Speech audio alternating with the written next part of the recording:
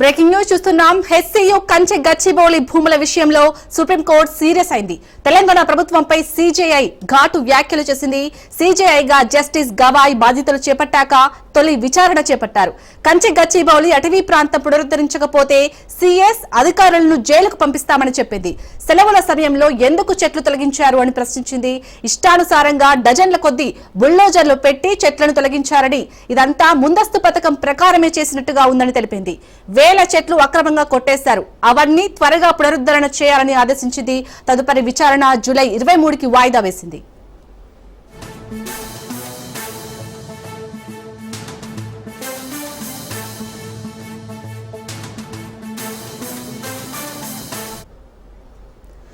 HCU కంచె గచ్చిబౌలి భూముల విషయంలో సుప్రీంకోర్టు సీరియస్ అయింది. తెలంగాణ ప్రభుత్వంపై సీజేఐ ఘాటు వ్యాఖ్యలు చేసింది. సీజేఐగా జస్టిస్ గవాయ్ బాధ్యతలు చేపట్టాక తొలి విచారణ చేపట్టారు.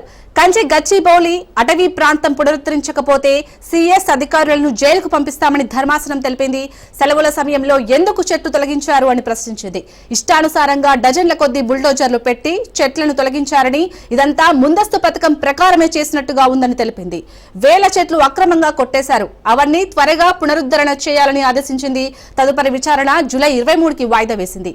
రైట్, ఇక ఇదే అంశానికి సంబంధించి మా ప్రతినిధి రత్నకుమార్ లైవ్ లో అందిస్తారు. రత్నకుమార్, చెప్పండి, ఇటు కంచె గచ్చిబౌలి భూముల విషయంలోనైతే ఇటు తెలంగాణ ప్రభుత్వంపై ఘాటు వ్యాఖ్యలు చేసింది సీజీఐ. దీనికి సంబంధించి అప్డేట్స్ ఏంటి? గత కొన్ని రోజుల నుంచి సంచలనం సృష్టించినటువంటి హెచ్సియు భూముల వ్యవహారంలో ప్రస్తుతం కోర్టు పరిధిలో విషయం అనేది ఉన్న తర్వాత ఇప్పుడు తాజాగా ఈ యొక్క భూములకు సంబంధించినటువంటి అంశం అనేది నేడు విచారణకు వచ్చింది. పైగా కొత్తగా చీఫ్ జస్టిస్ గవాయ్ గా నియమితులైన తర్వాత ఈ కోర్టుకు సంబంధించినటువంటి వ్యవహారంలో అనేక సస్పెన్స్లు అనేవి చోటు చేసుకున్నాయి. అసలు సుప్రీంకోర్టు ఎటువంటి తీర్పులు ఇస్తుంది, హెచ్సియు కంచె గచ్చిబౌలి భూములకు సంబంధించి దాదాపు 400 ఎకరాల భూముల విషయంలో ఎటువంటి తీర్పుని ఇస్తుంది అనేది సందిగ్ధంగా మారినటువంటి నేపథ్యంలోనే కొత్తగా బాధ్యతలు చేపట్టినటువంటి చీఫ్ జస్టిస్ గవాయ్ నేడు విచారణలో భాగంగా అనేక ఘాటు వ్యాఖ్యలను చేయడం జరిగింది. తెలంగాణ ప్రభుత్వ వ్యవహారం విషయంలో హెచ్సియు కంచె గచ్చిబౌలి భూముల విషయంలో తెలంగాణ ప్రభుత్వంపై సీజేఐ మాట్లాడుతూ కంచె గచ్చిబౌలి అటవీ ప్రాంతంలో ఉన్నటువంటి పూర్తిగా అనేక రకాల చెట్లను నరికివేయటం జరిగింది కాబట్టి వాటన్నింటినీ కూడా పునరుద్ధరించకపోతే ఖచ్చితంగా ఇందులో బాధ్యులైనటువంటి అధికారుల మీద కఠిన చర్యలు తీసుకోవాల్సి వస్తుంది. అవసరమైతే పిఎస్ ఇతర అధికారులందరినీ కూడా జైలుకు పంపిస్తామనేటువంటి వ్యాఖ్యలను కూడా ఆయన చేశారు. అసలు సెలవుల సమయంలో ఎందుకు చెట్లను తొలగించాల్సి వచ్చింది, వేల రకాలైనటువంటి చెట్లను అక్రమంగా కొట్టేశారు, అవన్నీ త్వరగా పునరుద్ధరణ చేయాల్సినటువంటి అవసరం ఉంది. ఎటువంటి పర్మిషన్స్ అనేవి లేకుండా అప్పటికప్పుడు సెలవు దినాలలో డజన్ల కొద్ది బుల్డోజర్లను తీసుకొచ్చేసి మొత్తం అక్కడ ఉన్నటువంటి చెట్ల మొత్తాన్ని కూడా తొలగించడానికి సంబంధించి కూడా ఆయన ఆగ్రహం వ్యక్తం చేశారు.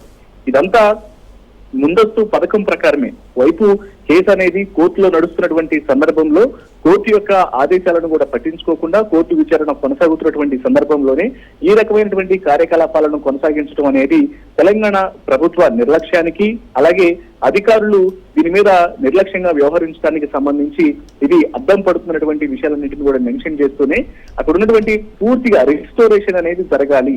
ఎందుకంటే ఇప్పటికే దాదాపు 400 ఎకరాల్లో ఆల్మోస్ట్ సగానికి పైగానే చెట్లను కొట్టివేయడం జరిగింది కాబట్టి ఇదంతా రిస్టోరేషన్ చేయకపోతే మాత్రం దీని మీద కఠిన చర్యలు ఉంటాయన్నటువంటి విషయాలన్నీ కూడా మెన్షన్ చేయడంలో భాగంగానే ఎవరెవరైతే ఈ యొక్క పనులను ప్రారంభించడంలో కీలక పాత్ర పోషించినటువంటి ప్రభుత్వంలోని ప్రధానమైనటువంటి అధికారులు, సిఎస్ కావచ్చు, ఇతర ఉన్నతాధికారులు, వీళ్ళందరి మీద కూడా కఠిన చర్యలు ఉంటాయన్నటువంటి విషయాన్ని కూడా ఆయన తెలియజేయడం జరిగింది.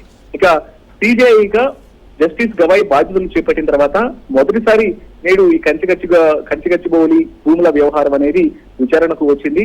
సో అందులో భాగంగానే ఆయన చేసినటువంటి వ్యాఖ్యలకు సంబంధించి కూడా ఒకసారిగా ఇప్పుడు ప్రభుత్వానికి చురుకంటించినటువంటి పరిస్థితి. ఇక ఇవాళ విచారణ అనంతరం కంచె గచ్చిబౌలి భూముల విచారణను తదుపరి విచారణ జూలై 23కు వాయిదా వేస్తున్నట్లు కూడా ఆయన తెలియజేశారు. శాలిని, అలాగే రత్నకుమార్, ఇటు కంచె గచ్చిబౌలి భూముల విషయంలో సుప్రీంకోర్టు ఇచ్చిన తీర్పుపై అక్కడ విద్యార్థులు ఏమంటున్నారు? ఎందుకంటే చాలా పోరాటం జరిగింది ఈ కంచె గచ్చిబౌలి భూముల విషయంలో. ఈ కంచె గచ్చిబౌలి భూములకు సంబంధించి ఎందుకంటే మొదటి నుంచి కూడా విద్యార్థులు హెచ్సియు పరిధిలో ఉన్నటువంటి భూములు ఇవి 400 ఎకరాలు కూడా ఈ 400 ఎకరాలను యథాతథంగా ఉంచాలి, వీటిని కేవలం హెచ్సియుకు మాత్రమే పరిమితం చేయాలి తప్ప అక్కడ ఎటువంటి కమర్షియల్ కన్స్ట్రక్షన్స్ ను ఏర్పాటు చేయడానికి వీల్లేదు అనేది మొదటి నుంచి విద్యార్థుల నుంచి వస్తున్నటువంటి వాదన. అందులో భాగంగానే కొన్ని రోజుల పాటు వాళ్ళందరూ ఆందోళనలకు పాల్పడటం జరిగింది, శాంతియుత నిరసనలు చేశారు, కొంతమంది విద్యార్థులను అరెస్టులు చేసి రిమాండ్ కూడా పంపించినటువంటి పరిస్థితి ఉంది. సో వీటన్నిటిని మొదటి నుంచి కూడా వాళ్ళందరి యొక్క నినాదం అనేది ఒకటిగానే ఉంది. అక్కడ 100,000 రకాల స్పీసీస్ ఉన్నాయి. మొత్తం అనేక జంతువులు, పక్షులు, అనేక రకాలైనటువంటి వన్యప్రాణులు అక్కడ తలదాచుకొని బ్రతుకుతూ ఉన్నాయి. ఇప్పుడు ఇవన్నీ కూడా ఇబ్బందికరమైనటువంటి పరిస్థితులు తలెత్తే అవకాశం ఉంది. కాబట్టి దీని మీద ఖచ్చితంగా తెలంగాణ ప్రభుత్వం వెనకడుగు వేసి వాటిని యథాతథంగా ఉంచాలి తప్ప ఎటువంటి కమర్షియల్ యాక్టివిటీస్ ని అక్కడ ఉత్తరించడానికి వీల్లేదు, ఇతరులకు ప్రైవేటు వ్యక్తులకు ఆ భూములను అప్పచెప్పడానికి వీలు లేదు అనేటువంటి వాదనలు వాళ్ళు మొదటి నుంచి కూడా లేవనెత్తినటువంటి నేపథ్యంలోనే ఇప్పుడు సుప్రీంకోర్టు యొక్క ఆర్డర్స్ కు సంబంధించి వాళ్ళు ఎదురు చూస్తూ ఉన్నారు. ఖచ్చితంగా కోర్టుల నుంచి తమకు అనుకూలమైనటువంటి ఆదేశాలు వస్తాయి. భూములనేవి ఇతరుల పరం కాకుండా, అన్యక్రాంతం కాకుండా ఎటువంటి ఇబ్బందికరమైనటువంటి పరిస్థితి అవ్వకుండా కూడా తగిన జాగ్రత్తలు తీసుకుంటుంది. కోర్టు నుంచి కూడా ఆదేశాలు వస్తున్నటువంటి నమ్మకాన్ని వాళ్ళు వ్యక్తం చేస్తున్నారు.